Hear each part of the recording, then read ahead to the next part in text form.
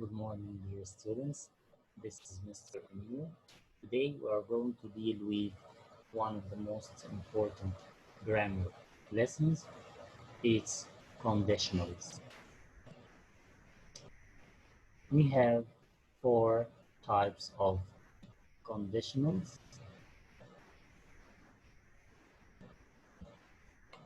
First, second, and third conditional. The fourth type is, of course, the zero conditional. Let's see the first conditional or the first type of if conditional. Look at this sentence.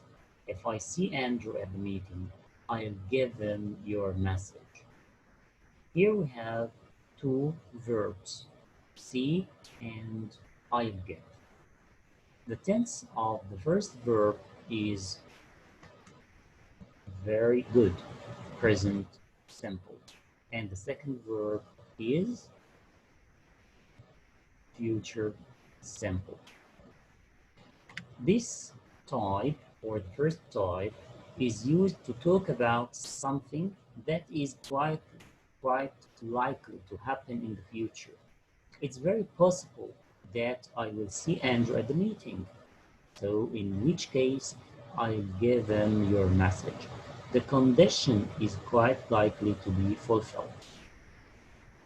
We can also use the first conditional for presenting future plans or real possibilities, and also it's used for steps in an argument and points in a procedure or predictable consequences or instructions.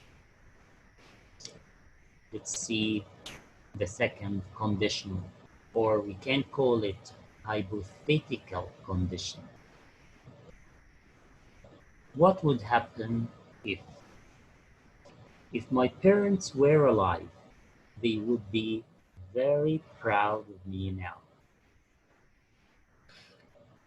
The first verb is past simple, and the second would plus infinitive.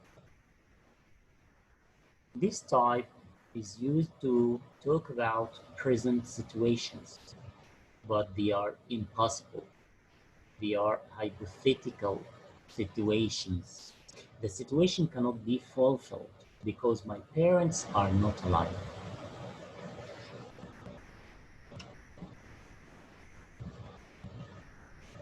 The third conditional,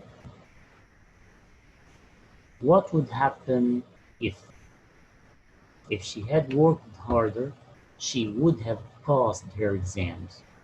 The first verb, had worked is past perfect, had plus past participle. And the second, would plus have plus past participle, or would plus perfect infinitive. This type is used to talk about situations or something that might have happened in the past, but didn't happen. She didn't work hard enough, and consequently, as a result, she didn't pass her exams. It also expresses excuses, regrets, and blame for past events. The last condition, the zero conditional, we can call it factual because it expresses facts. What happens if I stay out?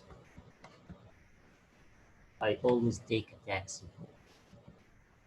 The first verb, stay, is in the present simple, and the second verb is also present simple.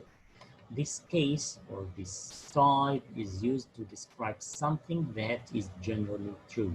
The use of if here is very similar to when for presenting habits, general truth, rules, typical patterns, correlations. We can also use the past simple in the two clauses. If I stayed out late, I always got a taxi home. Conditional sentences, variations in tenses. First condition. The if clause is usually in the present simple. However, we can also use present continuous. Look at this sentence. If he's still waiting, if he's still waiting for you, he will be very angry. Or we can use present perfect simple. Look at this sentence. If Robs received your letter, he will phone you. Or present perfect continuous. If it's been raining all night, you'll have to wear boots. Can, if I can't finish my work early, I'll help you. Should, if I should see him, I'll tell him the news. The main clause usually has the verb will or shall, but we can also use going to. If Helen passes her exams, I'm going to buy her a present. Future continuous. If we book this holiday, we will be lying on the beach in 2 weeks' time. Future perfect. If they win the next match, they will have won every match in the season. Imperative. If you need me, call me. Can, could, may, might, should, ought to, and must. If you don't eat your dinner, you can't have an ice cream. Tense variations in conditional too. The if clause usually takes the past simple. However, it is also possible to use past continuous. If you were coming with me, I'd give you a lift. Could. If I could have the day off, I'd go with you. Were or was to. If you were to ask Steve, I am sure he would do it. The main clause usually has the modal would plus infinitive. However, the modals should, could, and might are also used, and the infinitive can be in the continuous form. If we had more money, we wouldn't be living here. If we had more money, we could go out more. If you asked Tony, he might do it for you. Tense variations in conditional 3. The if clause is usually in the past perfect simple. However, we can also use the past perfect continuous or could plus perfect continuous. Look at the example. If he had been traveling in the car, he would have been killed too. If we could have got a taxi, we would have come round to see you. The main clause usually has the modal would plus perfect infinitive. However, we can also use the modals could and might plus perfect infinitive. If I had known there was no more work to do, I could have stayed in bed. If the ambulance had come sooner, he might have been saved. Let's see the mixed conditionals. If clause can be mixed provided that they make sense within a context. Look at this table.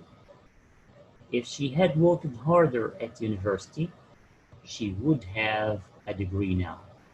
Here we have type 3 and type 2. This means she didn't work hard at university, so she didn't have a degree now.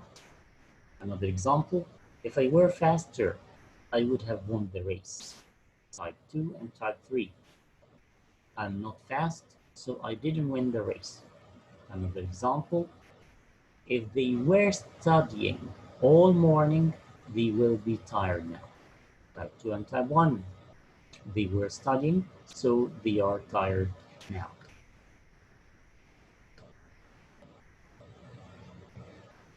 We can use other words than if. Number 1, unless. Unless means if not. I won't get out unless he comes to. Unless means if not. Number 2, even if. Even if it rains, we will go to the match. Number 3, if only. If only I had money, I'd go out more. Number 4, as or so long as. You can use the car as long as you take care of it. Number 5, on condition that. I lend you the car on condition that you take care of it. Number 6, provided or providing that. I lend you the car provided that you take care of it.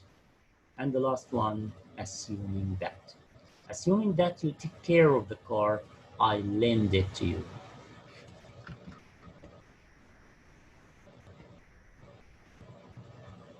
In questions, we can use suppose or supposing that. Suppose you had a lot of money. Would you give up work? Or what if? What if you had a lot of money? Would you give up work? Imagine. Imagine you had a lot of money. Would you give up work? Implied conditionals. Conditions are not always expressed in the form of conditional clauses, particularly in spoken English. They can be expressed in another way, or they may be evident from the context. The rules for the verb usage are still followed in the result clause. He committed the crime, otherwise he wouldn't have been arrested. Implied, this is an implied conditional. If he hadn't committed the crime, he wouldn't have been arrested. I would have stayed longer, but he didn't ask me to. This is an implied conditional. I would have stayed longer if he had asked me to. Let's see inversion. In the first verb, in a conditional, if clause is should, were, or had. We can leave out if, we can omit it, and put the verb at the start of the clause. We do this particularly in formal or literary English. Should any of this cost anything, send me the bill. If any of this, okay, it would be embarrassing were she to find out the truth, if she were to find out. Had they not rushed to hospital, Dan would have died if they hadn't rushed. We use if it was or if it were not for, and they are followed by noun to say that one situation is dependent on another situation. If it wasn't, or if it weren't for the fireman, my dog would have died in the fire. If it hadn't been for my parents, I wouldn't have gone to university. We also use but for, and it's followed by noun with similar meaning. But for Jim's support, I wouldn't have got the job. In real conditional sentences, we use if, happened to, if, should happen to talk about something that may be possible but is not very likely. If you happen to be in our area, drop in and see us. If you should be in our area, if you should happen to be in our area. Polite requests. We can use if, will in requests. If you will take your seats, ladies and gentlemen, we can begin the meeting. If you want to make a request more polite, you can use if would. If you would take your seats. We come to the end of our lesson, and as a homework, you can find an interactive exam. Follow the link below. I hope to see you again with my best of wishes, Mr. Emil. Thank you.